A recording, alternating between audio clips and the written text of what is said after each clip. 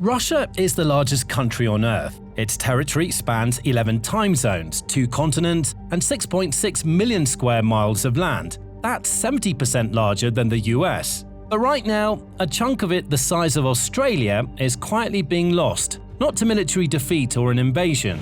People are leaving, and they're not coming back. This is all about the Russian Far East, or more specifically, the Far Eastern Federal District, which covers 40% of Russia's entire territory. That entire span of land is only 8 million people, just over 5% of Russia's total population. And the number is falling faster than it has at any point in modern Russian history, faster than anywhere else in the country except the far north. Russian President Vladimir Putin has personally described this as a threat to national security, and he's right. The region is vital, not only for resources, but also as an entry point for commerce and demographic migration from the east. But there's one big problem. As soon as the Kremlin tries to do something about it, the effort fails, and the Russian Far East continues to decline slowly. And this creates the possibility of another incursion, this time by China into Russia, a historic reversal of the Russian Empire's gains in 1860. But we don't have to go exactly that far back to demonstrate the scale of what's happening. We only have to go as far back as the collapse of the Soviet Union. According to the 1989 census, what would become the Far Eastern Federal District had around 10.35 million people. When Putin came to power, that number was around 8.8 million. In 2025, the population was estimated at only 7.86 million. That's about a 25% loss over 35 years. But that top-line figure obscures how catastrophic the situation is in specific regions. Chukotka, the remote peninsula of Russia's far northeast, has lost 68% of its population since 1991. Magadan Oblast, once a hub of Soviet-era resource extraction, has lost 63.6%. Kamchatka is down 34.6%. These numbers indicate that the respective regions are essentially being abandoned, with no one to return. In fact, since Putin came into power, the population dropped by 10%, and some statistics suggest another 8% decline by 2033. This was 3 times the official estimate made just a few years earlier. And the rate of collapse is accelerating. The region today holds fewer people than it did in the mid-1970s. The Soviet state spent decades and enormous resources building the population up. In the 3 decades since, that work has been undone almost entirely. To understand why this is happening, let's go back to the broken Soviet model that Moscow has been trying and failing to replicate ever since.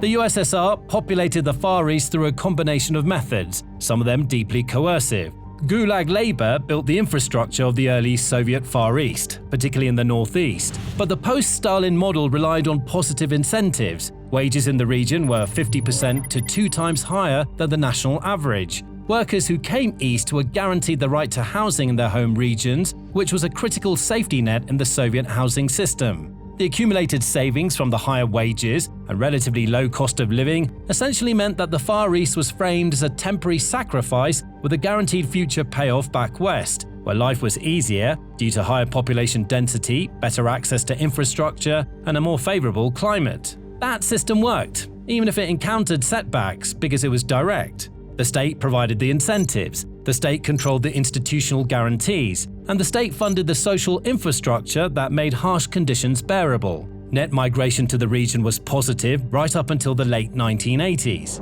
Then the Soviet Union collapsed, and with it, those foundational guarantees vanished almost overnight. Workers who had spent years in the East suddenly had no guaranteed housing rights back home, and the savings had been wiped out by inflation and the implosion of the financial system. The rational response was to leave immediately, while leaving was still possible. And that's exactly what they did. In 1991, for the first time in Soviet or Russian history, outmigration from the Far East exceeded natural population growth. But the exodus has never stopped. What makes the situation so difficult to reverse is that the reasons people leave today are not the same as the reasons they left in 1991. Back then, it was institutional collapse and financial panic. Today, it's a rational cost-benefit calculation where life in the Russian Far East is expensive, hard, dangerous, and comparatively unrewarding, and it's only getting worse. Let's start with the income axis. In the mid-1990s, wages in the Far East still carried a real premium over the national average, nominally around 71% higher, owing to Soviet-era coefficients and allowances that partially survived the transition. By the late 2010s, that advantage had dropped to just 18%. At the same time, the cost of living in the region remained dramatically higher than in Western Russia, 25 to 30% higher in the more accessible southern cities like Khabarovsk and Vladivostok, 40 to 60% higher in places like Kamchatka and Sakhalin, and up to 80 to 100% higher in Chukotka. The arithmetic is straightforward. You earn marginally more, you pay substantially more. And the gap between what your wages are worth in the Far East versus what they would be worth in Novosibirsk or Moscow keeps narrowing. Then there's the quality of life. Life expectancy in the Far East lags 2 to 3 years behind the national average, which is itself not impressive. Crime rates are higher than the rest of Russia. The poverty rate sits at 15.7% in the FEFD, compared to 12.6% nationally. Healthcare has been consolidated away from small settlements, making it functionally inaccessible to many people in the region. By 2015, the number of students in sub-regions had fallen to just 25 to 30% of 1990 levels, and the system's response was to shut schools, which then drove more families out, creating a positive feedback loop with extremely negative results. So, the people who are on the fence and have the means to leave look at the worsening state and decide to take their chances elsewhere. The people who stay are disproportionately older, poorer, and more dependent on state transfers. This translates into a shrinking tax base, where the local budgets are increasingly used to support the aging population with healthcare and social services rather than education and youth empowerment. Once again, the next cohort of young people makes the same decision as the first, leading to the same outcome, only slightly worse. As mentioned, Moscow is aware of the problem, and Putin has called it a national security threat for years. The Russian state has launched programs to fix that, but neither of them seems to have worked so far. The Soviet-era development program for the Far East was first written in 1987. It's been revised, updated, renamed, and relaunched repeatedly in 1996, 2002, and even in the 2015 wave of institutional innovations, including territories of advanced development, the free port of Vladivostok, free land giveaways, preferential energy tariffs, and subsidized airfares. This culminated in the April 2026 ministry meeting on the demographic policy strategy of the Far East.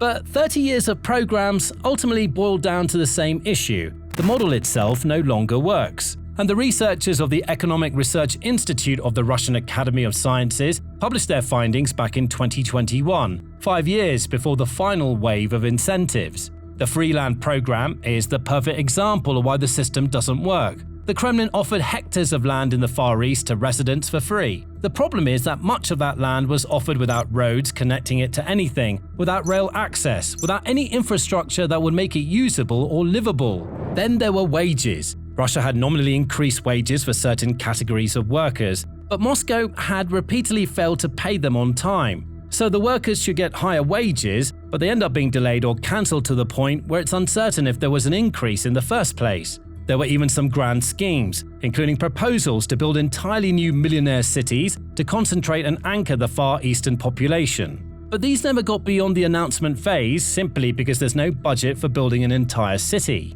And if there was a budget in place, it disappeared when Russia ended up invading Ukraine in 2022, directing its resources toward what was supposed to be a 10-day war. In fact, the war has affected the Far East on multiple fronts. The most direct impact is mobilization, since the campaign in Ukraine has drawn disproportionately from regions that were already labor scarce, and the Far East is among the hardest hit.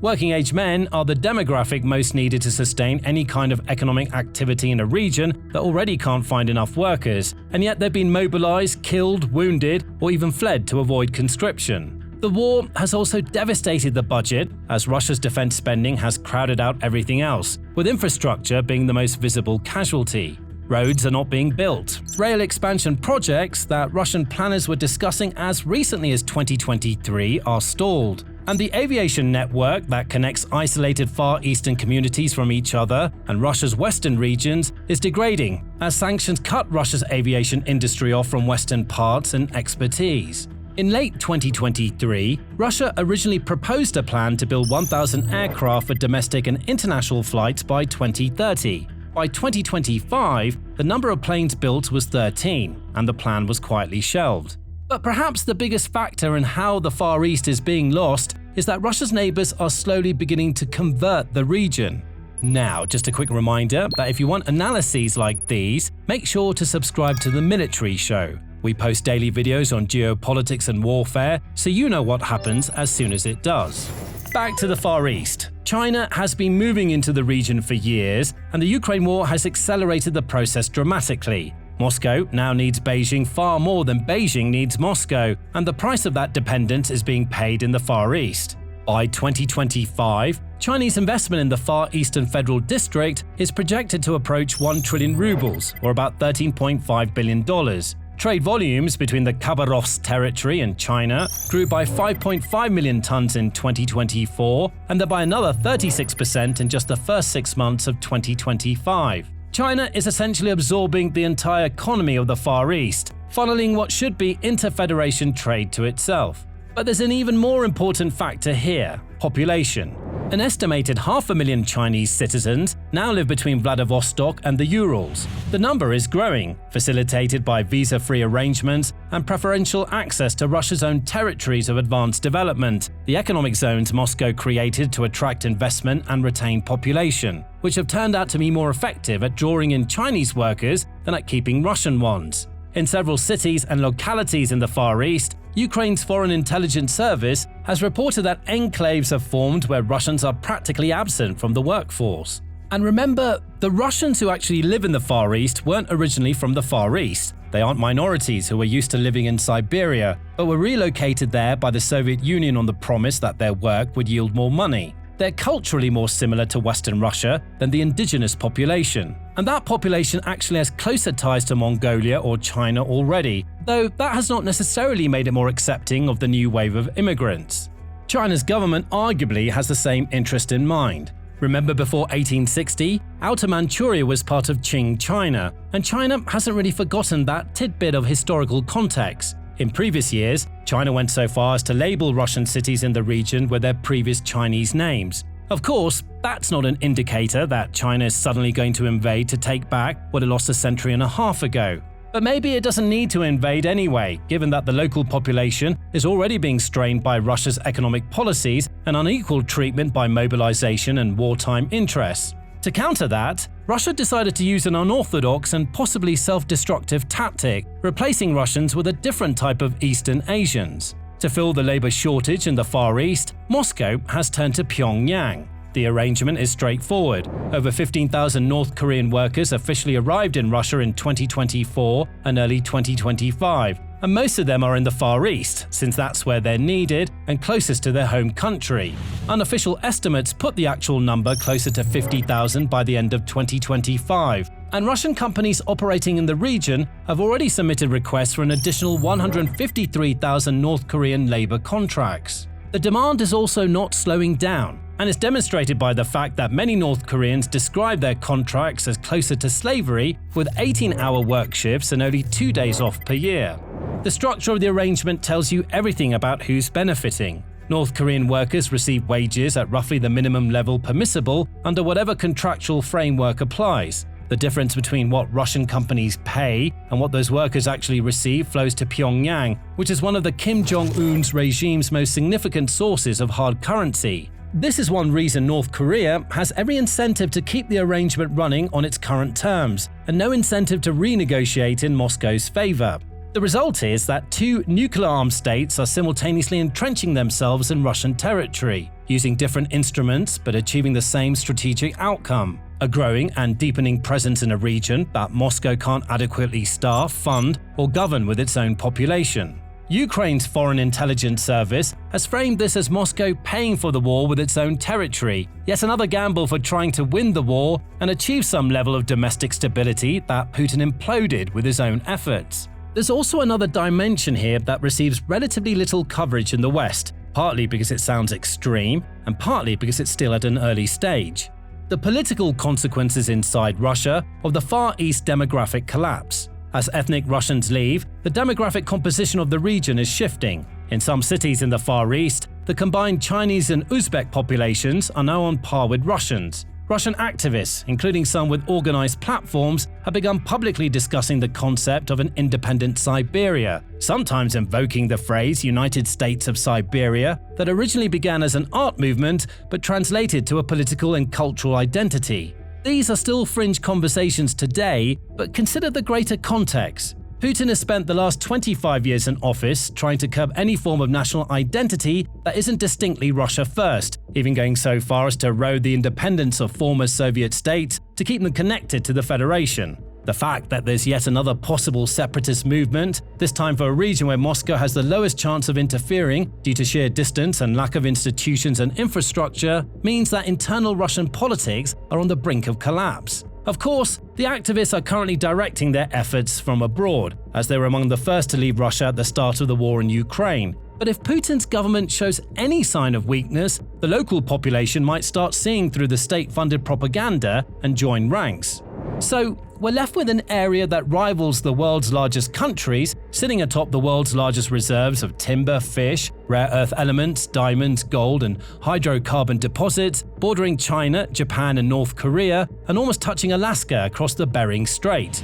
Putin can't seem to make Russians want to stay there, and the native population is slowly being supplanted by the Chinese or Koreans. Over the next century, the wealth of untapped resources and the geopolitical ramifications of being so close to other world powers will become increasingly significant. The question will become who will actually be there, running the economy, filling the towns, extracting the resources, and deciding whose interests are served. Moscow presents itself as a great power, reasserting control over its near abroad, pushing back against Western encirclement and projecting strength in Ukraine and beyond. But it can't hold its own territory by the simplest and most fundamental measure of territorial control, keeping its own people there. Russia isn't actually going to lose the Far East tomorrow or in the next election, and there's not going to be an uprising to secede from the Federation anytime soon. But make no mistake, the Russian Far East is, slowly and steadily, transitioning from Russian demographic dominance to something else. No border changes are imminent. All the forces driving the demographic collapse are driving the economic collapse and are self-perpetuating and self-reinforcing. The on-the-ground reality of who lives there, works there, builds there, and benefits from the resources there is shifting as it has been for decades. Putin sees it. Russian researchers have been documenting it for a generation. The programs have failed, the war has made it worse, and it's getting far less likely that the trend reverses. And the Far East is only the start of China's plans for Russia. To learn more, check out this video. And to stay up to date with the most recent developments on global geopolitics and warfare, make sure to hit the bell and subscribe to The Military Show.